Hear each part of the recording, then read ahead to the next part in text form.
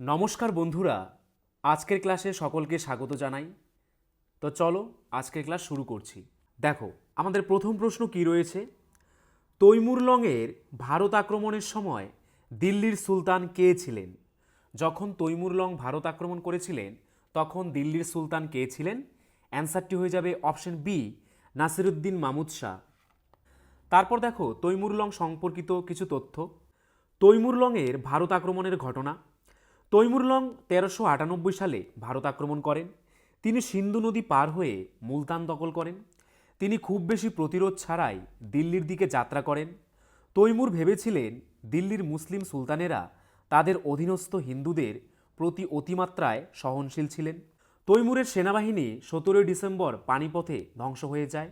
দিল্লি ধ্বংসস্তূপে পরিণত হয়। তৈমুর বিপুল পরিমাণে লুণ্ঠন সামগ্রী নিয়ে তার রাজধানীতে ফিরে আসেন। তারপর দেখো, নাসিরুদ্দিন মাহমুদ শাহ তুগলক ছিলেন তুগলক রাজবংশের শেষ সুলতান।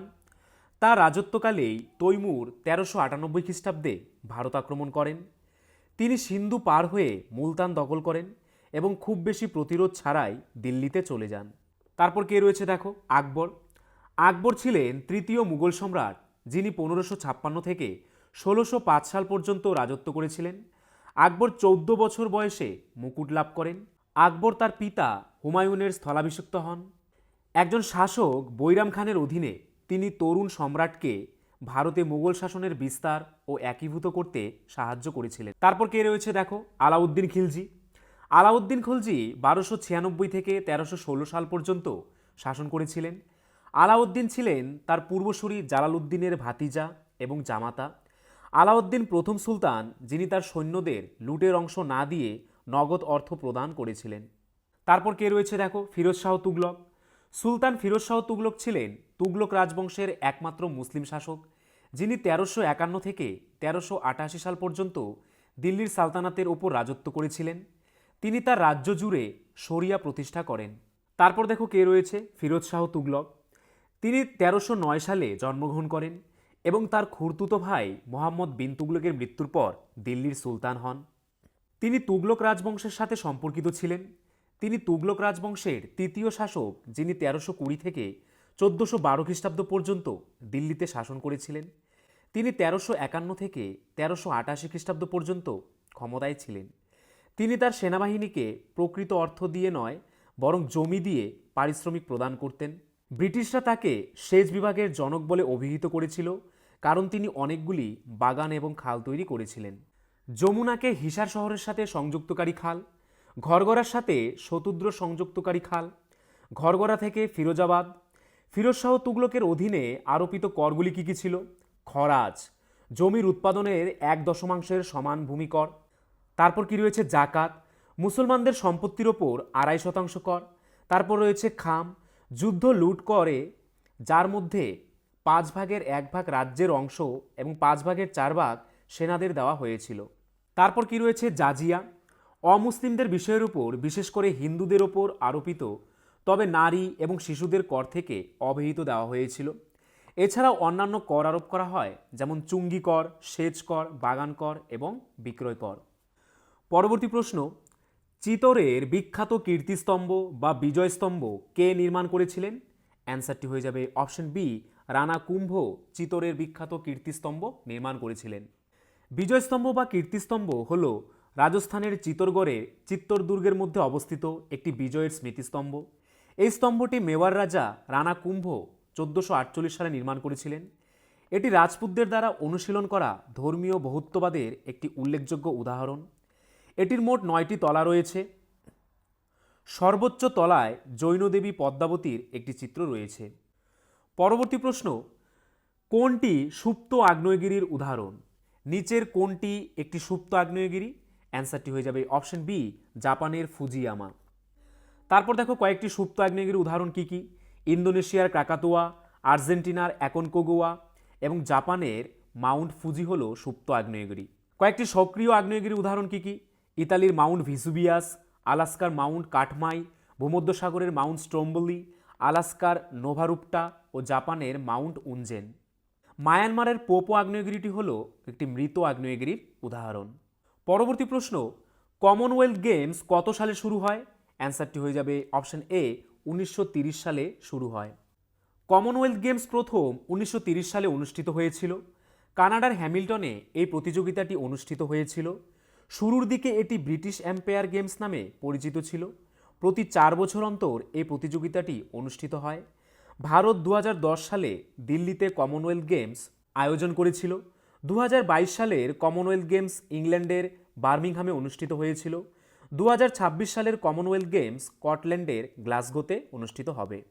পরবর্তী প্রশ্ন, বাস্তুতন্ত্র শব্দটি প্রথম কে ব্যবহার করেন? কে সর্বপ্রথম বাস্তুতন্ত্র শব্দটি ব্যবহার করেন? অ্যান্সারটি হয়ে যাবে অপশন বি A.G. টেন্সলি বাস্তুতন্ত্র শব্দটি প্রথম ব্যবহার করেন। বাস্তুতন্ত্র বা ইকোসিস্টেম এমন একটি সম্প্রদায় যা উভয় জীব উপাদান এবং জড় উপাদানগুলি থেকে একে অপরের সাথে এবং পরিবেশের সাথে তাদের মিথস্ক্রিয়া দ্বারা গঠিত। বাস্তুতন্ত্র শব্দটি ব্রিটিশ বাস্তুবিদ A.G. টেন্সলি প্রথম প্রবর্তন করেছিলেন। তিনি 1935 সালে এই শব্দটি প্রবর্তন করেন। ইকোলজি শব্দটি সর্বপ্রথম কে ব্যবহার করেন? Ernest Haeckel. পরবর্তী প্রশ্ন, ব্যারোমিটারের পাঠ হঠাৎ কমে যাওয়ার কারণে কি হয়? ব্যারোমিটারের পাঠ হঠাৎ কমে গেলে কি হয়? অ্যান্সার হয়ে যাবে অপশন বি ঝড় হওয়ার সম্ভাবনা বেড়ে যায়। ব্যারোমিটারে হঠাৎ পারস্তম্ভের উচ্চতা কমে গেলে বোঝা যায় আবহাওয়া খুব ঝোড়ো হবে। ব্যারোমিটার একটি বৈজ্ঞানিক যন্ত্র, এটি বায়ুচাপ পরিমাপ করে। ব্যারোমিটারে পারস্তম্ভের উচ্চতা বায়ুমণ্ডলীয় চাপের উপর নির্ভর করে। বায়ুমণ্ডলীয় চাপ কমলে পারস্তম্ভের উচ্চতা কমে। নিম্নচাপ অঞ্চলে বায়ুমণ্ডল সাধারণত পাতলা থাকে। এই স্থানগুলি অভ্যন্তরীণ গতিশীল বাতাস গ্রহণ করে। বাতাস বৃদ্ধির সাথে সাথে মেঘ এবং ঘনীভবন তৈরি হয়, মানে ঝড়ের সম্ভাবনা আছে।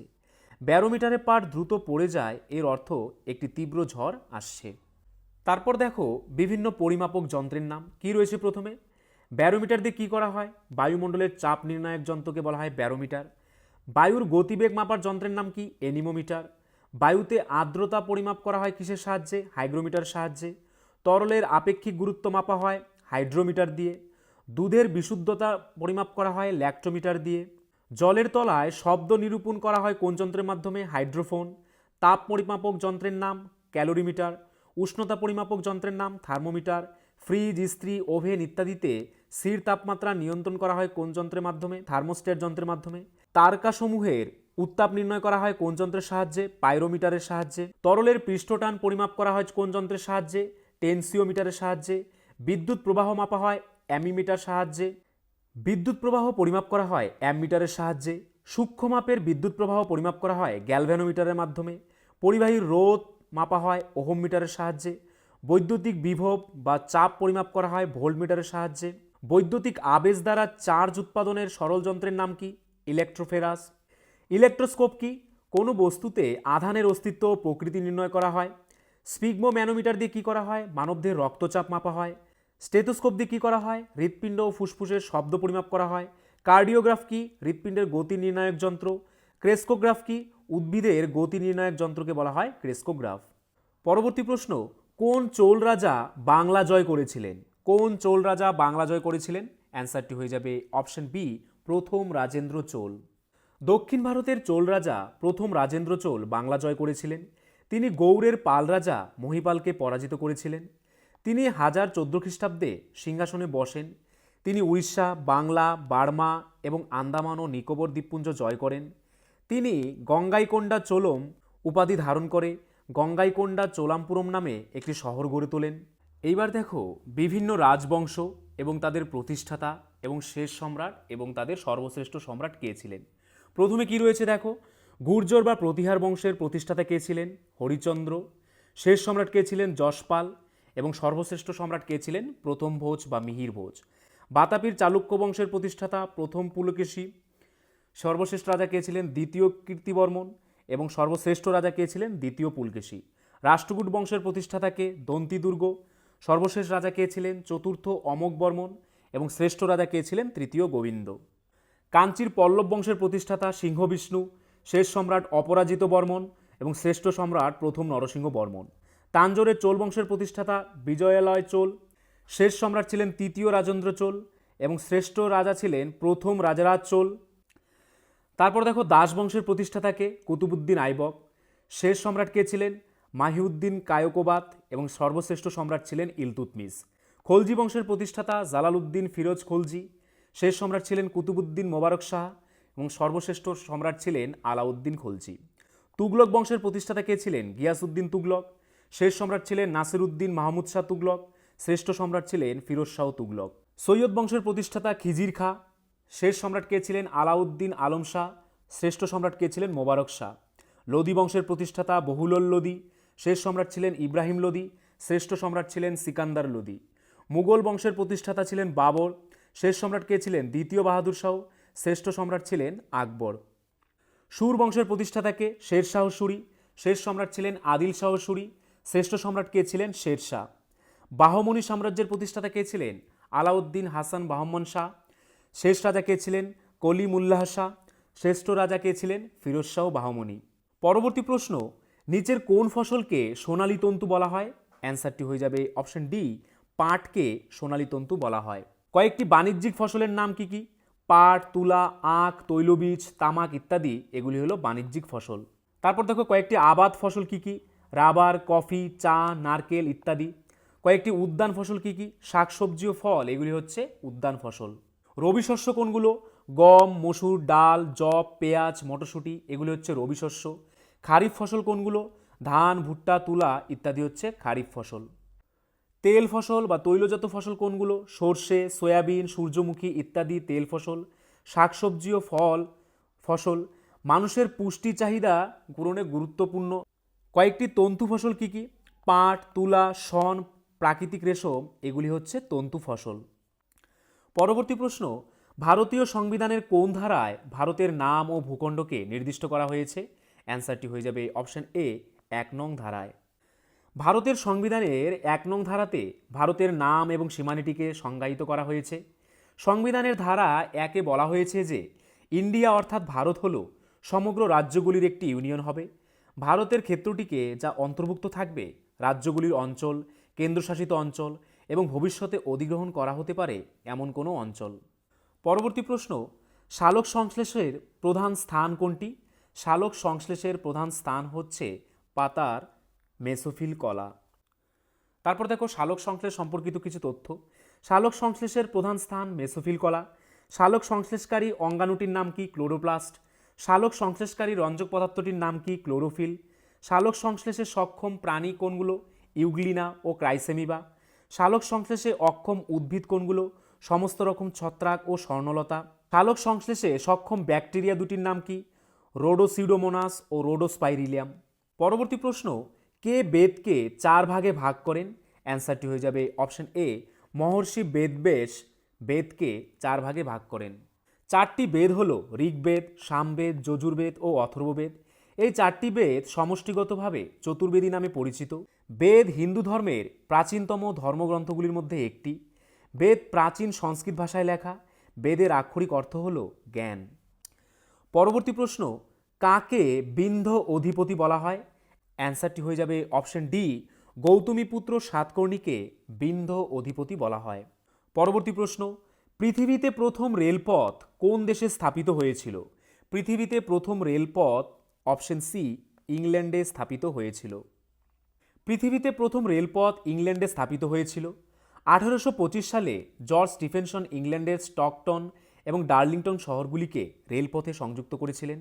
কয়লা পরিবহনের উদ্দেশ্যে এই রেলপথটি তৈরি করা হয়েছিল। তাপ সঞ্চালনের কোন পদ্ধতিটি অভিকর্ষ বলের উপর নির্ভরশীল? অ্যান্সারটি হয়ে যাবে পরিচলন পদ্ধতিটি। তাপ সঞ্চালনের পরিচলন পদ্ধতিটি অভিকর্ষ বলের উপর নির্ভরশীল। পরবর্তী প্রশ্ন, নিচের কোন ধ্রুপদী ভাষাকে প্রাচ্যের ইতালীয় বলা হয় কারণ এই ভাষার সমস্ত শব্দ স্বরধ্বনি দিয়ে শেষ হয়? অ্যান্সারটি হয়ে যাবে অপশন এ, তেলুগু ভাষাকে প্রাচ্যের ইতালীয় বলা হয়। তেলুগু ভাষাকে প্রায়শই প্রাচ্যের ইতালীয় বলা হয়। এই বাক্যটি তেলুগু ভাষার মধুর এবং তালবদ্ধ গুণাবলীকে উল্লেখ করে, যা ইতালীয় ভাষার সঙ্গীতময়তার স্মরণ করিয়ে দেয়। তেলুগু একটি দ্রাবিড় ভাষা যা প্রধানত ভারতের অন্ধ্রপ্রদেশ এবং তেলেঙ্গানা রাজ্যে বলা হয়। পরবর্তী প্রশ্ন, মানুষের পৌষ্টিক নালীর দৈর্ঘ্য কত? মানুষের পৌষ্টিক নালীর দৈর্ঘ্য অপশন এ, 8 থেকে 10 মিটার। মানুষের পৌষ্টিক নালী মুখ থেকে পায়ু পর্যন্ত বিস্তৃত। 8 থেকে 10 মিটার লম্বা এবং এটিকে ঊর্ধ্ব ও নিম্ন পরিপাকনালী এই দুই অংশে ভাগ করা যায়। ঊর্ধ্ব পরিপাকনালীতে আছে মুখ, গলনালী, অন্ননালী ও পাকস্থলী। নিম্ন পরিপাকনালীতে আছে ক্ষুদ্রান্ত, বৃহদন্ত্র এবং পায়ু। পরবর্তী প্রশ্ন, আলাই দরওয়াজা কে নির্মাণ করেন? কে আলাই দরওয়াজা নির্মাণ করেছিলেন? অ্যান্সারটি হয়ে যাবে অপশন সি, আলাউদ্দিন খলজি। দিল্লির আলাই দরওয়াজা নির্মাণ করেছিলেন খলজি রাজবংশের সুলতান আলাউদ্দিন খিলজি। তিনি 1311 সালে এই দরওয়াজা নির্মাণ করেছিলেন। পরবর্তী প্রশ্ন, সায়ানাইড বিষের রাসায়নিক নাম কি? সায়ানাইড বিষের রাসায়নিক নাম কি? অ্যান্সারটি হয়ে যাবে অপশন এ, প্রুসিক অ্যাসিড।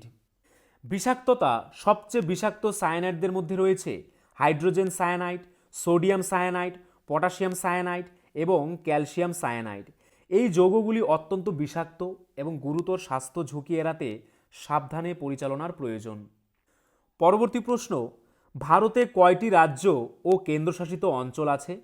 অ্যান্সারটি হয়ে যাবে অপশন বি, ভারতে 28টি রাজ্য ও 8টি কেন্দ্রশাসিত অঞ্চল রয়েছে। ভারতে মোট 28টি রাজ্য এবং 8টি কেন্দ্রশাসিত অঞ্চল রয়েছে। রাষ্ট্রপতি কর্তৃক নিযুক্ত একজন প্রশাসকের মাধ্যমে কেন্দ্রশাসিত অঞ্চলগুলি পরিচালিত হয়। পরবর্তী প্রশ্ন, ভারতের রাজ্যগুলির মধ্যে কোন রাজ্যে সড়কপথের দৈর্ঘ্য সর্বাধিক? অ্যান্সারটি হয়ে যাবে অপশন বি, মহারাষ্ট্রের সড়কপথের দৈর্ঘ্য সর্বাধিক। মহারাষ্ট্রে সড়কপথের দৈর্ঘ্য 2,47,652 কিলোমিটার। রাজস্থানে সড়কপথের দৈর্ঘ্য 1,50,876 কিলোমিটার। উত্তরপ্রদেশে জাতীয় মহাসড়কের দৈর্ঘ্য 11,737 কিলোমিটার। ভারতের দীর্ঘতম জাতীয় মহাসড়ক হল জাতীয় মহাসড়ক 44 বা NH 44। এটি শ্রীনগর থেকে শুরু হয়ে কন্যাকুমারীতে সমাপ্ত হয়। পরবর্তী প্রশ্ন, কৈলাস সত্যার্থী ড্যাশের ক্ষেত্রে নোবেল পুরস্কার পেয়েছেন, অথবা কৈলাস সত্যার্থী কোন ক্ষেত্রে নোবেল পুরস্কার পেয়েছেন? অ্যান্সারটি হয়ে যাবে অপশন সি, শান্তির ক্ষেত্রে নোবেল পুরস্কার পেয়েছেন। শিশু ও তরুণদের শোষণের বিরুদ্ধে এবং শিক্ষার অধিকারের জন্য সংগ্রামের জন্য কৈলাস সত্যার্থী নোবেল শান্তি পুরস্কার পেয়েছিলেন। তিনি প্রথম জন্মগত ভারতীয় নোবেল শান্তি পুরস্কার বিজয়ী। তারপর দেখো, রবীন্দ্রনাথ ঠাকুর সাহিত্যে নোবেল পুরস্কার পেয়েছিলেন 1913 সালে। তিনি ভারত থেকে প্রথম নোবেল পুরস্কার বিজয়ী এবং এশিয়ার প্রথম নোবেল পুরস্কার বিজয়ী। তারপর কে রয়েছে? অমর্ত্য সেন অর্থনীতিতে নোবেল পুরস্কার পেয়েছিলেন 1998 সালে। তারপর রয়েছে মাদার তেরেসা, শান্তির জন্য নোবেল পুরস্কার পেয়েছিলেন। কৈলাস সত্যার্থী শিশুদের অধিকারের পক্ষে নোবেল পুরস্কার পেয়েছিলেন। CV রমন পদার্থবিজ্ঞানে নোবেল পুরস্কার পেয়েছিলেন। পরবর্তী প্রশ্ন, বাংলা ভাষায় প্রথম বই ছাপা হয় কবে? অ্যান্সারটি হয়ে যাবে অপশন বি, 1778 খ্রিস্টাব্দে বাংলা ভাষায় প্রথম বই ছাপা হয়। বাংলা ভাষায় প্রথম বই ছাপা হয়েছিল 1778 সালে। এটি ছিল বাংলা ভাষার প্রথম ব্যাকরণ বই। বাংলা ভাষার প্রথম ব্যাকরণ বইটির নাম a grammar of the Bengal language. এটি ইংরেজি ভাষার রচিত হয়েছিল। এটি ন্যাথানিয়েল ব্র্যাসি হালেদ রচনা করেছিলেন। পরবর্তী প্রশ্ন, কে প্রথম বলেন পৃথিবী নিজেই একটি চুম্বক? কে প্রথম বলেছিলেন পৃথিবী নিজেই একটি চুম্বক?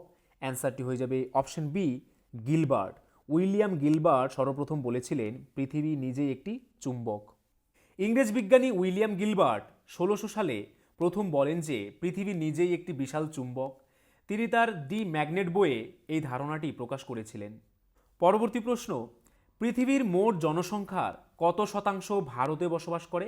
অ্যান্সারটি হয়ে যাবে অপশন এ, 17.50% লোক ভারতে বসবাস করে।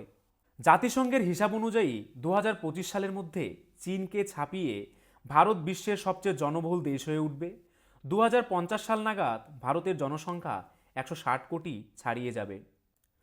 পরবর্তী প্রশ্ন, কোন গ্রন্থটি বাঙালি স্বদেশপ্রেমের বাইবেল নামে পরিচিত? কোন গ্রন্থটিকে বাঙালির স্বদেশপ্রেমের বাইবেল বলা হয়?